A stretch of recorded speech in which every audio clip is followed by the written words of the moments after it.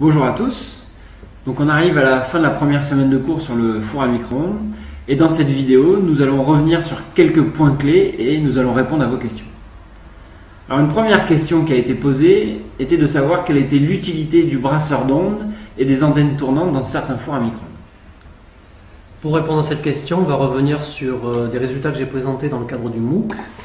Donc vous avez ici présenté là une feuille de papier qui est sensible à la chaleur. Cette feuille normalement est rose et quand on vient la chauffer, elle bleuit. Ce genre de feuille là dans la cavité d'un four à micro-ondes, suivant trois directions différentes qui sont représentées ici. Et on va faire tourner le four à micro-ondes et on va regarder ce qui se passe. Alors quand on fait cette expérience là, on constate qu'en fait le papier ne bleuit que dans certaines régions bien précises, c'est-à-dire que l'énergie électromagnétique, qui est responsable du chauffage de la feuille, est répartie en des points bien précis de la cavité. Donc concrètement ça veut dire quoi? Ça veut dire que si vous considérez l'intérieur de la cavité du four à micro-ondes, au lieu d'avoir une énergie électromagnétique et donc une chaleur qui est uniformément répartie, eh bien en fait cette énergie elle est localisée en des points bien précis de la cavité et ces points ils sont répartis de manière régulière à l'intérieur de la cavité du four. C'est pour ça qu'on est obligé d'utiliser un plateau tournant pour faire tourner l'aliment à l'intérieur de ce réseau de points chauds pour pouvoir le chauffer de manière uniforme. Alors ceci est particulièrement bien mis en évidence sur un certain nombre d'expériences que vous avez pu réaliser vous-même. Ici, on a du blanc d'œuf qui a été déposé dans un récipient. Là, nous avons une tablette de chocolat qui a été déposée sur le plateau du four à micro-ondes.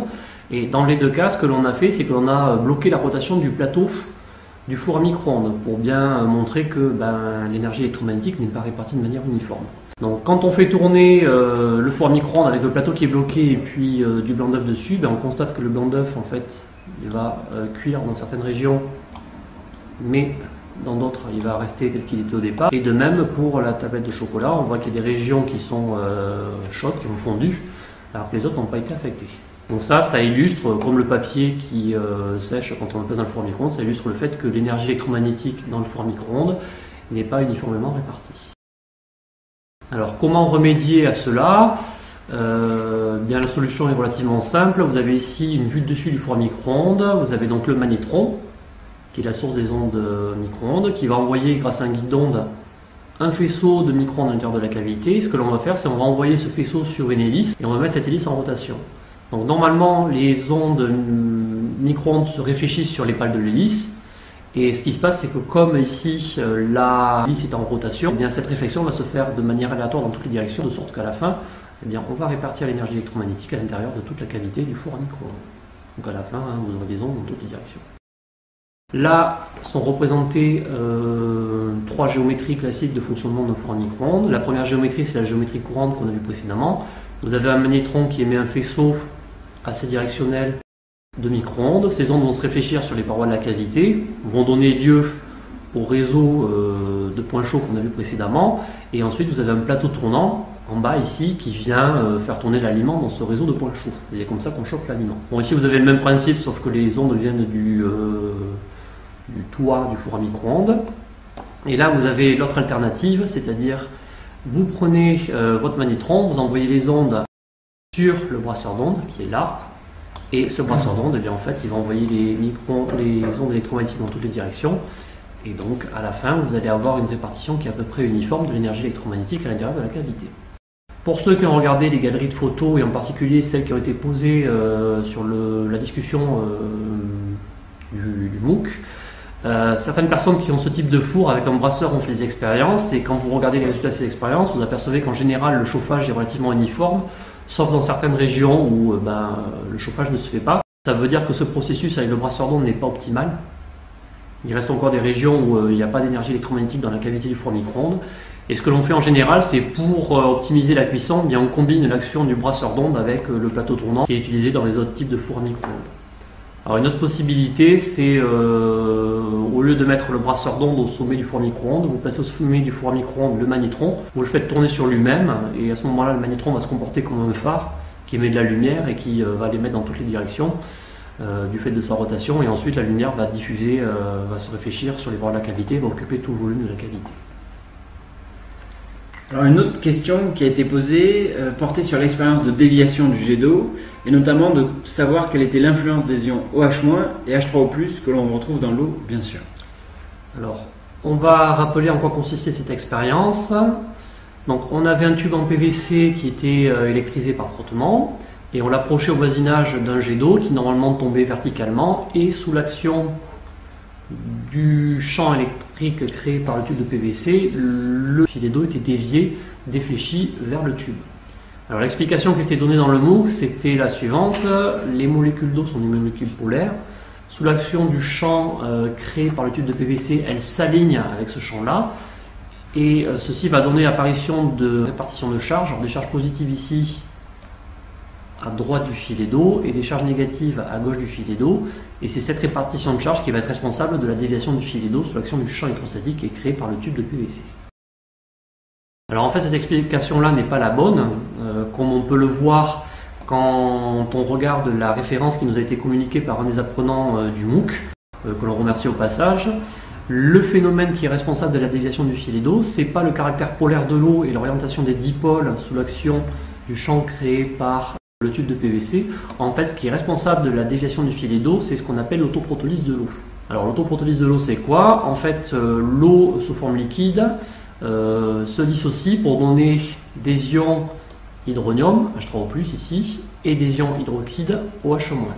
Alors ce processus ne se fait pas que dans un sens, à partir du moment où vous avez des ions H3O+, et OH- dans l'eau, ils vont se recombiner pour donner de l'eau, et il va s'établir un équilibre, c'est-à-dire qu'en permanence, vous avez des molécules d'eau qui se dissocient en ions H3O+, et en ions OH-, et des ions OH- et H3O+, qui se recombinent pour vous donner des molécules d'eau. Alors maintenant, si on regarde ce qui se passe quand on prend le filet d'eau et une petite tranche du filet d'eau et qu'on la plonge dans le champ électrique qui est créé par le tube de PVC, voici ce qu'on observe. Donc on a ces fameux ions chargés positivement et négativement qui sont présents dans l'eau. Et d'après ce qu'on a vu précédemment, les ions chargés positivement vont être soumis à une force qui va être dirigée dans le même sens que le champ électrostatique créé par le tube de PVC, tandis que les charges négatives seront soumises à une force qui sera dirigée dans le sens opposé. Sous l'action de ces forces, il va y avoir un déplacement de charge et on va observer une accumulation de charges positives ici du côté du tube de PVC et de charges négatives du côté opposé au tube de PVC. Et comme le champ électrostatique est beaucoup plus fort du côté du tube de PVC que du côté opposé, eh bien, au final, la somme des forces électrostatiques qui s'exercent sur le filet d'eau va vous donner une force résultante totale qui sera dirigée vers le tube de PVC qui va donc attirer le filet d'eau. Alors une autre question qui a été posée sur le four à micro-ondes, c'est, on a vu que dans la cavité, on pouvait mesurer une longueur d'onde suivant X, notamment avec l'expérience sur le chocolat. Alors, est-ce qu'il existe une longueur d'onde suivant X, une suivant Y et une suivant Z? Ou est-ce qu'il n'existe qu'une seule longueur d'onde? Alors, on a vu que quand on avait affaire à un four à micro-ondes, en fait, on a une cavité tridimensionnelle. Et par analogie ce qui est passé sur la corde, qui était une cavité unidimensionnelle, on a écrit trois égalités qui sont données ici, et qui sont analogues à celles qu'on avait écrites pour la corde à une dimension. Et on voit que dans ces égalités-là, on voit apparaître la dimension de la cavité du four à micro-ondes suivant l'axe des X, une longueur d'onde suivant cet axe-là, pareil suivant l'axe des Y, et pareil suivant l'axe des Z. Alors, quand on voit ça, on peut se poser la question, oui, effectivement, est-ce qu'il n'y a pas une longueur d'onde pour chacune des dimensions de la cavité du four à micro-ondes? Et donc, est-ce que le four à micro-ondes, ou plutôt le magnétron, n'émet pas des longueurs d'onde qui sont caractérisées par trois longueurs d'onde différentes? Alors, ce qu'il faut comprendre ici, c'est que l'onde qu'on est en train de considérer maintenant dans la cavité, c'est une onde tridimensionnelle qui est caractérisée par un vecteur, le fameux vecteur d'onde qui est là. Et ce vecteur-là, en fait, il se propage, il a des composantes suivant les trois directions de la cavité. Mais la norme de ce vecteur-là est fixée par la longueur d'onde qui est émise par le magnétron, qui est lambda. Et la norme du vecteur K, c'est tout simplement 2π sur lambda, où lambda, en fait, c'est C sur 2,45 GHz. Alors, qu'en est-il finalement des longueurs d'onde lambda X, lambda Y et lambda Z qui apparaissent dans les formules plus haut? En fait, ces longueurs d'onde-là ne correspondent pas physiquement à des longueurs d'onde qui sont émises par le magnétron. Ces longueurs d'onde, en fait, elles correspondent au fait que le vecteur d'onde K, qui est un vecteur à trois dimensions, il a des composantes suivant l'axe des X. Cette composante, elle est donnée par 2π sur lambda x, une composante sur l'axe des y qui est donnée par 2π sur lambda y, et une composante sur l'axe des z qui est donnée par 2π sur lambda z. Et ces composantes-là, elles sont données par les trois formules là que j'ai encadrées tout à l'heure. Donc, au final, lambda x, lambda y et lambda z, ça correspond juste à la projection du vecteur d'onde k suivant les trois directions de la cavité du four à micro-ondes. Mais il n'empêche que ce qui compte, c'est le vecteur k et sa norme qui sont déterminés par ce qui est émis par le magnétron. Donc il n'y a qu'une seule longueur d'onde émise par le magnétron et il n'y a qu'une longueur d'onde qui se propage dans la cavité. Simplement, la condition d'existence des ondes stationnaires, pour être écrite de manière relativement simple, nécessite de faire apparaître des longueurs d'onde, entre guillemets, qui n'ont pas de réalité physique, le long de l'axe des x, de l'axe des y et de l'axe des z. Alors, une autre question qui a été posée, dans le MOOC, à un moment donné, on a employé deux termes pour désigner la propagation de la chaleur. On a parlé à la fois de conduction de la chaleur et de diffusion de la chaleur. Et la question qui était posée, c'était de savoir si en fait ces deux processus étaient deux processus distincts ou le même processus. Alors oui, ça fait référence à la partie 3, donc sur les différents modes de transfert de la chaleur. Et donc nous avions détaillé le mode par conduction de la chaleur ou par diffusion. Alors, en fait, la conduction de la chaleur ou la diffusion de la chaleur, ce sont deux fois la même chose. La conduction de la chaleur, on l'appelle ainsi puisque ce mode de transfert de la chaleur est déterminé par le coefficient lambda qui caractérise la conductivité thermique, la capacité des corps à transmettre la chaleur. Le bois, par exemple, conduit moins la chaleur qu'un métal. Et ce mode de transfert de la chaleur s'effectue ensuite par diffusion dans l'aliment, c'est ce que vous voyez ici dans le rôti. Donc la chaleur va diffuser de l'extérieur vers l'intérieur. Donc conduction de la chaleur et diffusion de la chaleur, ce sont les mêmes choses. Voilà pour la première question. Alors une autre question concerne le fonctionnement du magnétron qui est à l'origine de l'émission des micro-ondes.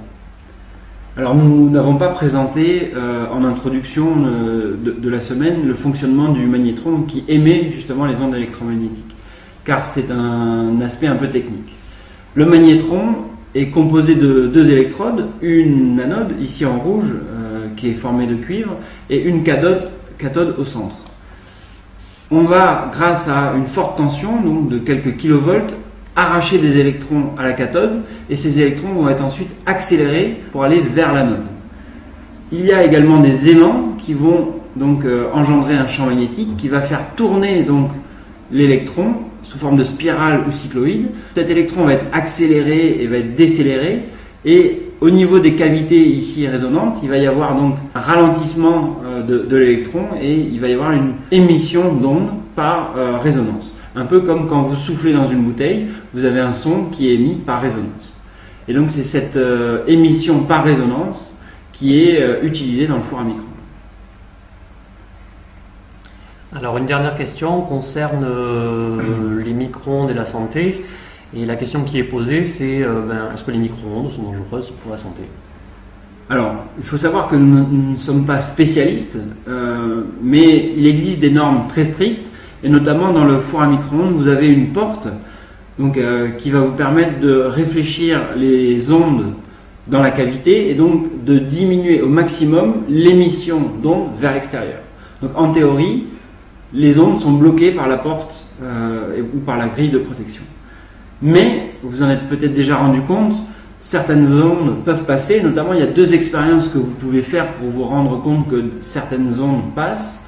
Alors la première expérience consiste par exemple à mettre un téléphone portable dans le four à micro-ondes, de le fermer, surtout ne faites pas fonctionner votre four à micro-ondes, et essayez d'appeler ce téléphone. Vous verrez qu'il est capable de recevoir l'appel, donc il y a bien des ondes micro-ondes qui traversent la grille de protection.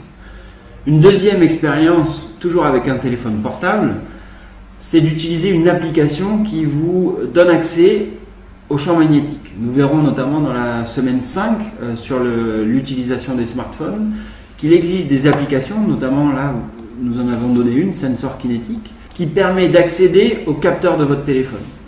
Et vous avez ici l'écran de téléphone qui a été placé juste devant le micro-ondes et nous avons fait chauffer un plat dans le micro-ondes.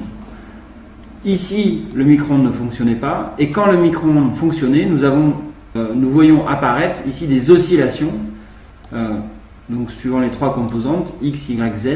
Mais ce que vous pouvez vous rendre compte, c'est que l'unité, ici, ce sont des micro-Tesla, donc le champ magnétique est de l'ordre du champ magnétique terrestre, bien sûr, et que ces oscillations engendrées par le micro-ondes sont très faibles. Donc du même ordre, on va dire, que le champ magnétique terrestre.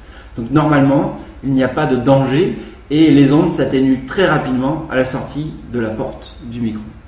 Pour la simple raison que vous avez de l'eau qui est présente dans l'atmosphère qui vous entoure et que cette eau elle va se coupler préférentiellement au micro-ondes, elle va donc les absorber et on va y mettre une petite partie et puis au fur et à mesure votre onde va être très atténuée, ce qui veut dire que très vite vous n'aurez plus d'onde au-delà de la porte du four à micro-ondes. Donc voilà, nous espérons avoir répondu aux principales questions et on vous donne rendez-vous la semaine prochaine pour répondre à vos questions sur la semaine du savon et du liquide vaisselle. À très bientôt. Au revoir.